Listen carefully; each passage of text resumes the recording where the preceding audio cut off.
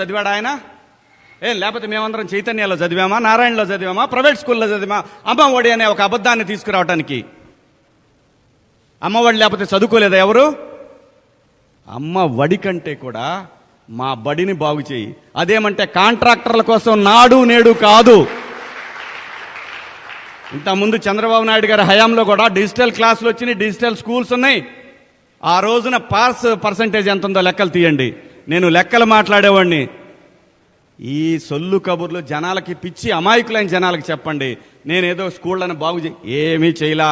కాంట్రాక్టర్లకి, నీకు కావలసిన వాళ్ళకి డబ్బు దండుకోవటానికి మాత్రమే మీరు ప్రయత్నించారు. ప్రతి సంవత్సరం ఇంజనీరింగ్ కాలేజీల నుంచి 2 లక్షల మంది పిల్లలు బయటకు వస్తున్నారు. 5 ఏళ్లలో నువ్వు వచ్చిన తర్వాత 10 లక్షల మంది పిల్లలు బయటకు వచ్చారు. దాంట్లో 6-7 లక్షల మంది పాస్ అవుట్ అయి బయటకు వచ్చారు. ఉద్యోగాలు ఎవడిస్తాడే? బటన్ నొక్కి 10,000 ఇస్తే ఏంటి బొక్క? ఎవడికి పనికి వస్తుంది అది?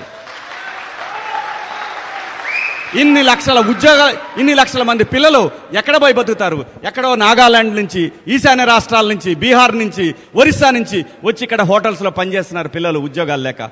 మన పిల్లలు కూడా ఇప్పుడు ఈశాన్య రాష్ట్రాలకి, ఉత్తర భారతానికి పోయి కాఫీ కప్పులు కడుక్కొని, ఎందుకంటే ఏదో కుటుంబం ఇక్కడ ఉన్న చోట కాఫీ కప్పులు కడగలేం కాబట్టి బీటెక్లు చేసిన పిల్లలకి 5,000 రూపాయలతో వాలంటీర్ ఉద్యోగం ఇస్తారండి. ఎవరన్నా ఆలోచించండి, ధర్మమేనా ఇది?